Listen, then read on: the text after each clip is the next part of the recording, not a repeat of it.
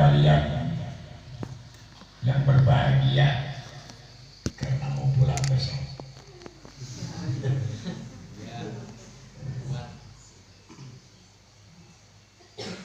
Syukur kita panjatkan kepada Allah yang Maha Ghafur yang telah memberikan kita panjang umur, alhamdulillah, sehat walafiat, jauh dari corona. Alhamdulillahirabbil alamin. Salawat serta salam mudah-mudahan dilimpahkan kepada Nabi kita Habibana wa Nabiyana wa Rasulana Muhammad sallallahu alaihi wasallam. Anak-anakku sekalian yang berbahagia, pada malam hari ini adalah malam terakhir di pondok ini, bukan terakhir nyawa, tetapi terakhir daripada belajar di pondok pada tahun ini dan dilanjutkan tahun depan. Namun di dalam perpisahan ini, bagi orang yang mau pulang, berpesan yang pertama, jangan meninggalkan ibadah, jangan meninggalkan sholat yang 5 waktu. Satu. Yang kedua, rajin belajar di rumah, bawa pelajaran talaran yang sudah diajarkan. Yang ketiga, sopan santun harus dijaga, terutama kepada kedua orang tua kalian, kepada tetangga, saudara, adik, kakak, dan lain sebagainya. Yang keempat, jaga pergaulan, tidak boleh bergaul bebas, apalagi masa sekarang ini. Lebih baik diam di rumah karena menghindari hal-hal yang tidak diinginkan, apalagi bergaul dengan orang-orang yang tidak pernah berwudu, nanti ketularan. Nauzubillahi min dzalik. Makanya Rasulullah Shallallahu Alaihi Wasallam itu memerintahkan kepada kita bersuci, walaupun itu bukan hadis. Dauna para ulama, anadzafatu minal iman, bersuci itu adalah sebagian daripada iman, itu benar, walaupun itu bukan hadis. Dalam arti kata, membersihkan dari kotoran-kotoran yang ada pada diri pribadi itu adalah wajib, baik lahir maupun batin. Bersuci dengan secara lahir, ngumbah tangan, ngumbah muka, dan lain sebagainya. Tetapi ada yang lebih utama lagi, mensucikan batin. Dalam arti kata mensucikan batin ini tidak boleh menjadi manusia yang serakah, tidak boleh jadi manusia yang ujub, takabur, sombong, menghina orang lain, mencaci orang lain, punya sifat rasa dendam, dan banyak lagi penyakit-penyakit kotoran-kotoran hati. Dan juga tidak boleh memandang seseorang, menyepelekan orang lain, merendahkan orang lain, tidak boleh. Dakwah Allah di dalam Al-Quran, A'udzubillahi minasyaitonirrajim, Bismillahirrahmanirrahim. Asa an tuhibbu syai'an wa huwa khairul lakum,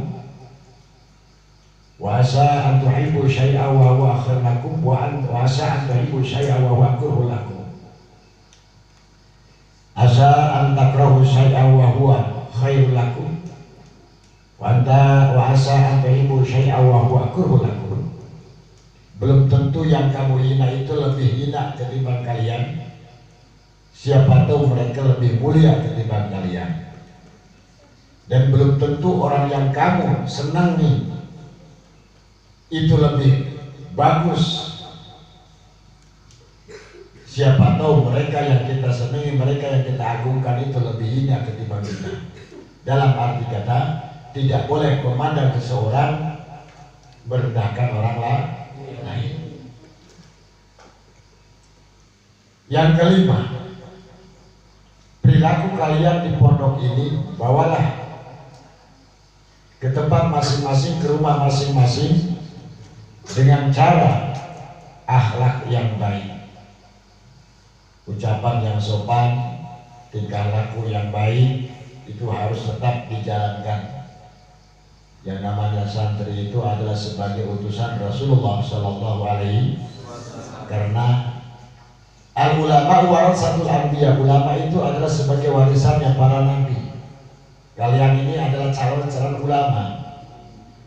Ya. Yang namanya ulama itu bukan pinter ilmunya. Yang namanya ulama itu bukan luhur ilmunya. Tetapi yang namanya ulama sedikit tapi ilmunya diamalkan, itu ulama. Maka Ibnu Ruslan berkata dalam kitab Komik untuk yang kalian baca,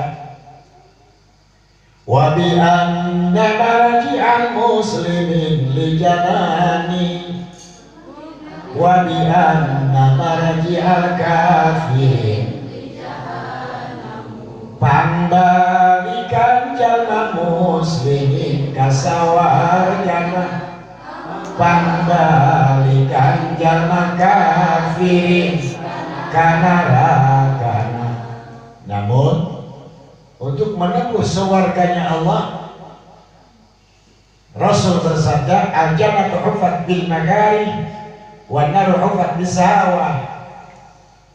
Untuk menempuh jalan ridhonya Allah, menempuh jalan surganya Allah, itu diiringi dengan hawa nafsu yang tidak senang.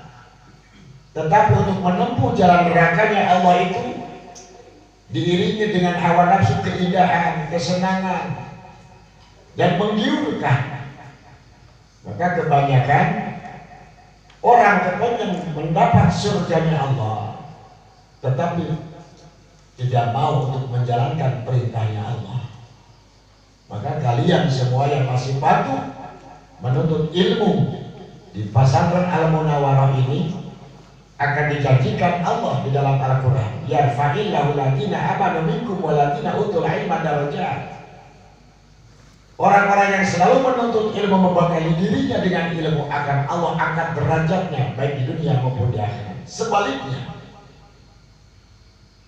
orang-orang yang tidak mau menuntut ilmu di jalan menempuh ridhonya Allah dan kepengen surganya Allah, kata Allah, summa radadnahu asfala safilin, walaupun kepengen jungkir balik, nangis berkeluaran air mata gedih, air mata darah, sekalipun jungkir balik kepengen surganya Allah, tetapi tidak mau menuntut ilmunya Allah, akan dianjlokkan dan terjunkan oleh Allah ke nerakanya Allah. Naudzubillah. Ini itu sebaliknya.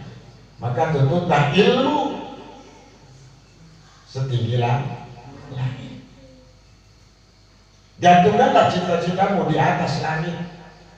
Langit ada langit lagi, di langit ada langit lagi. Sehingga 7 lapis langit, 7 lapis bumi. Hari 7 hari, hidup 7 hari, mati 7 hari, dikubur 7 hari. Semua 7. Nah, orang yang ingin mendapatkan ridho Allah harus selalu mendapatkan dan siap untuk berjuang menempuh ridhonya Allah dengan menuntut ilmu Allah Subhanahu wa ta'ala. Maka oleh karena itu, pada kalian semua saya berpesan, maka kejarlah ridho Allah dengan cara ilmu kalian yang sudah dapatkan di pondok pesantren ini. Saya tidak ingin kalian semua terdengar hal-hal yang tidak baik dari keluarga, dari saudara, dari tetangga, dari lingkungan. Tidak mau mendengar santri Al-Munawwarah tidak baik. Paham? Paham? Jaga kesopanan, jaga budi pekerti yang baik.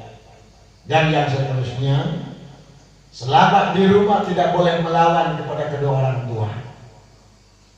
Apapun perintah orang tua yang kamu sanggup, dan insya Allah orang tua pun juga akan memerintahkan kepada yang mampu, patuh dan taat kepada perintah kedua orang tuamu selagi kamu ada di rumah.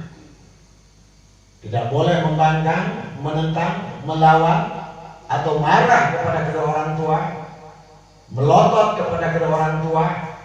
Itu akan mendapatkan ancaman Allah Subhanahu wa ta'ala. Na'udzubillah min. Jadi anak-anakku sekalian,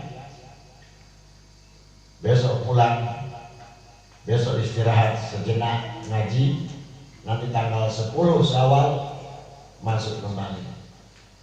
Bagi anak-anakku yang selalu taat untuk peraturan pondok pesantren ini, mudah-mudahan mendapat ridha Allah Subhanahu wa ta'ala. Bagi yang tidak taat, dari mulai detik ini yang tidak mengikuti peraturan, silahkan keluar. Karena apa? Di pasar ini punya peraturan tertentu, tidak sembarangan. Termasuk rasta yang mabur kemarin tanpa izin, maka pondok pesantren menerima lagi kalau kedua orang tuanya datang dan berjanji tidak akan mabur kembali. Tetapi kalau tidak, akan dikasih surat keluar tanpa hormat. Begitu pula perempuan yang tidak mau mengikuti aturan pondok pesantren ini, karena saya tidak ingin terbawa jeleknya di masa yang akan datang, jangankan di akhirat, di dunia saya tidak ingin, maka silahkan. Artinya yang tidak mengikuti peraturan pun akan saya keluarkan sekaligus. Karena apa? Karena tanggung jawab Bapak ini bukan hanya di dunia, tetapi tanggung jawab sampai di akhirat. Kalian semua nanti akan nuntut saya di akhirat. Kalau tidak benar, maka saya tidak ingin dituntut di akhirat nanti, lebih baik keluar daripada nanti tuntut di akhirat. Berarti Bapak lepas tanggung jawab. Kalau masih endal-endul, kemudian saya tidak tegas, maka nanti akan menjadi tuntutan di akhirat. Dakwah Allah di dalam Al-Quran, summa la tus'aluna yawma idzin 'anil, akan dituntut nanti di akhirat. Maka siapa yang tidak mengikuti peraturan, ngacung dan keluar, tidak boleh masuk kembali. Siapa yang mengikuti peraturan akan dijamin ridhonya Allah. Amin Allahumma amin. Dan insya Allah semasa kalian di rumah, Bapak tidak akan diam, selalu mendoakan kalian, terutama kepada anak-anakku yang selalu patuh sampai tanggal 20 belum pernah pulang. Alhamdulillah, maka akan dikontrol setiap malam ke rumahnya masing-masing. Walaupun kalian tidak melihat, tetapi tetap Bapak melihat kalian. Makanya belajar ilmu agama ini tidak cukup sampai di sini. Artinya santri-santri Bapak ini harus menjadi pejuang-pejuang agamanya Allah di masa yang akan datang. Dan harus tahu ilmu-ilmu Al-Quran yang lebih dalam. Tidak cukup hanya bisa membaca. Kalian semua harus bisa mati sebelum mati. Kenapa? Kalau mau artinya tahu mati sebelum mati, kalian harus tahu mati sebelum mati. Nah, maka kalian semua harus paham, karena tidak cukup susah untuk masuk surganya Allah Subhanahu wa ta'ala. Oleh karena itu, Bapak belum mengasih ilmu yang lebih dalam karena kamu masih TK semua. Maka nanti kalau memang sudah waktunya lebih dalam, insya Allah semampu Bapak akan kuberikan kepada kalian semua. Dan insya Allah kapanpun dan dimanapun pasti akan bertemu selagi kalian masih menempuh ilmunya, menyusul ilmu-ilmu yang Bapak miliki. Walaupun sekarang misalnya Bapak sudah tua, mati, nanti juga ketemu lagi. Mati ketemu lagi. Karena mati itu artinya hanya satu kali, tetapi hidup selamanya. Mati satu kali, hidup selamanya. Paham gak? Mati satu kali, hidup selamanya. Kenapa kau harus belajar mati sebelum mati? Oh, ada habisnya. Mutu kau belajar, mutu, kata Rasul. Kamu harus mati sebelum mati. Harus mati sebelum mati. Kenapa harus mati sebelum mati? Nah di situ biar tahu bagaimana kehidupan di dunia ini. Maka oleh karena itu kalian semua, agar supaya bisa sampai kepada apa yang kita harapkan ini, terus kejar ilmu. Jangan, tidak cukup hanya bisa membaca, tidak cukup hanya dengan bisa membaca kitab, tidak cukup dengan hanya bisa membaca Al-Quran. Jadi anak-anakku sekalian, saya tidak akan membongkar rahasia Bapak, tetapi nanti juga kalau mengejar ilmu Bapak, kalian semua akan tahu. Karena Bapak sudah pernah mati, ini hidup lagi.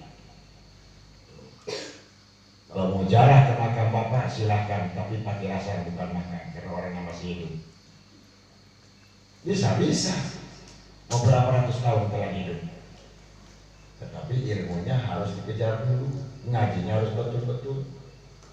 Gitu. Dijarahin kan, kalau orang jarah ke makam para wali, ke sana keliling ke makam para wali. Salah satunya adalah masih hidup di Al-Munawwarah. Yang lain ada lagi. Di Lampung Barat ini ada 4. Nah, orang sudah pernah mati tapi hidup. Maka sebelum mati harus bisa mati. Kejarlah ilmunya para aulia Allah. Jadi tidak cukup baca Al-Quran sampai tamat. Udah tamat euy. Baca Al-Quran norolong katalar. Jadi kejarlah ilmu ma'rifatnya. Maka oleh karena itu anak-anakku sekalian, maka Bapak bisa mengiringi kalian semua tahu apa yang kalian semua lakukan di rumahnya masing-masing. Tahu, akan tahu nanti. Maka oleh karena itu, selagi anak-anakku sekalian masih patuh dan taat kepada peraturan, dijamin insya Allah selamat dari penyakit corona. Amin Allahumma amin. Dan nanti di rumah masing-masing baca sholawat yang sudah biasa kita baca, betul? Apalkan gimana sholawatnya? Allahumma sholli qalbi. Tidak boleh pakai ala. Allahumma sholli qalbi. Jangan pakai ala. Allahumma sholli qalbi. Allahumma sholli qalbi sayyidina Muhammad. Baca minimal 10 kali 100. Ada lagi yang lebih dalam lagi, sholawat yang dijajahkan dari Habib Syekh Al-Umar Al-Abbas, almarhum, dulu sekarang masih hidup orangnya, tapi dulu sudah mati, sudah meninggal. Sholawat untuk menjaga corona, jaga supaya kalian terjaga daripada corona. Yang pertama, tidak boleh berbuat bebas. Yang kedua, bacalah sholawat setelah sholat. Ya latifah ya khalqi ya alimah ya khalqi ya khabirah untuk bi ya latif ya alim ya. Terus jemaah di sholat. Ya, yang pulang, yang tidak pulang terima kasih. Yang tidak pulang silakan, boleh, masih terbuka, artinya tidak akan ditutup asrama. Yang masih mau tidur di asrama silakan. Nanti untuk lebaran dikasih hadiah juga. Ada THR bagi orang yang tidak pulang. Siapapun perempuan yang tidak pulang ada THR nanti. Makanya santri ini ada yang ikhlas, ada yang tidak. Kenapa? Ada yang ikhlas untuk menuntut ilmu, untuk mencari ridho Allah, ada yang ikhlas, ada yang tidak. Kalau yang ikhlas sabar, sakit aja tidak mau pulang. Dan sekali lagi, orang yang sakit kemudian ada yang SMS kepada kedua orang tuanya, selama anak itu pulang di rumahnya, maka didenda 1 sak semen sehari. Karena ini udah udah peraturan. Siapa kemarin yang SMS kepada orang tua, termasuk orang yang pulangnya. Jadi yang SMS, yang ngasih tahu sampai anak itu pulang, dua orang tuanya didenda juga 1 sak semen selama anak itu masih di rumah. Sehari. Kalau 10 hari 10 sak. 15 hari 15 sak.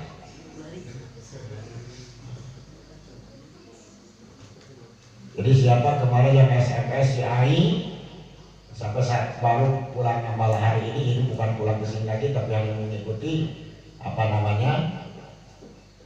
perpisahan, maka didenda. Si Ai udah berapa hari di rumahnya, sama dengan si Ai-nya 1 sak semen per hari. Dan lain-lainnya yang pulang sebelum tanggal 20 itu pun juga tanpa izin dan alasan tertentu, maka didenda 10 sak semen. Termasuk si Rasta yang pulang kemarin beberapa di rumahnya, per hari 1 sak semen.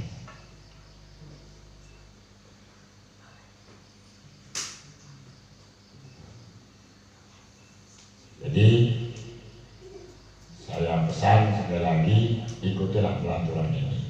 Jaga di rumah masing-masing kelakuan, belajar di rumah, baca Al-Quran, banyak tadarus, tidak boleh artinya bergaul jagalah dirimu agar supaya selamat dari tantangan, agar supaya selamat dari ujian, agar supaya selamat dari fitnah.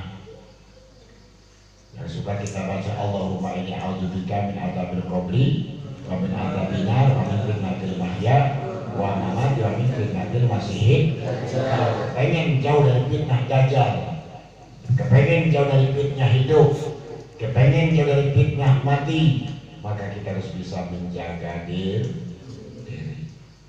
Paham? Itulah yang bisa sampaikan. Mudah-mudahan ada manfaatnya. Ingat, jangan tinggalkan sholat jam 5. Berpakaian tetap sopan. Berpakaian tetap sopan. Pakaian sopan saja. Laki-laki di rumah jangan terlepas peci.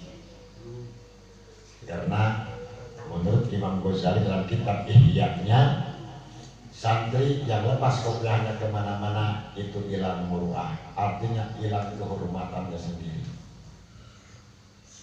kurang wibawanya gitu. Bahkan dalam hadis dijelaskan, di mana santri itu makan di pasar aja, apalagi sampai jalan makan, itu kalau zaman dulu itu sudah tidak sah pakai saksi nikah. Maka kopiah jangan sampai terlepas, makan jangan sampai kemana-mana, makan duduk di rumah sudah, tidak boleh sambil jalan. Ya, minum duduk, jangan ditenggak dari tekonya, pakai gelas, pakai cangkir. Makan juga jangan diciduk dari tempat nasinya, diwadahin pakai piring, ya. Kemudian pakai tangan disuapin, jangan kayak anjing gini. Ya.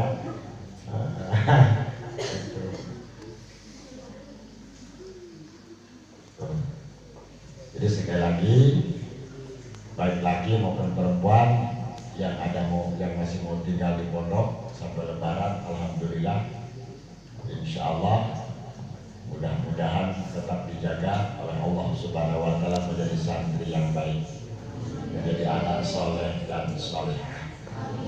Amin Allahumma amin. Dan terima kasih. Mohon maaf kepada anak-anakku sekalian. kesalahan Bapak, Ibu, keluarga dari pondok pesantren ini, minta dimaafkan yang sebesar-besarnya. Dan kemudian sudah barang pasti banyak kekurangan, pelayanan, dan lain sebagainya. Bapak sekeluarga minta dimaafkan. Kemudian sampaikan assalamualaikum kepada keluarga kalian sampai di rumah masing-masing. Sampaikan assalamualaikum warahmatullahi wabarakatuh. Sampaikan. Yang terakhir, sekali lagi mudah-mudahan kalian semua selamat dunia, selamat akhirat. Jauh dari penyakit yang sekarang heboh, wabah corona. Amin Allahumma amin. Coba baca salawatnya. Bismillahirrahmanirrahim. Allahumma sholli ala sayyidina Allahumma sholli ala sayyidina Muhammad. Allahumma sholli ala sayyidina Muhammad. Ya, itu nanti dawamkan di rumah masing. Kalau kalian mendawamkan salawat itu, maka akan terpantau selama kalian di rumah. Entah lewat mimpi, entah lewat apa, entah melihat sendiri. Sudah lagi kalian tidur, kok ada bapak ke rumah, jangan kaget. Ya, itu benar. Ya, itu saja. Assalamualaikum warahmatullahi wabarakatuh.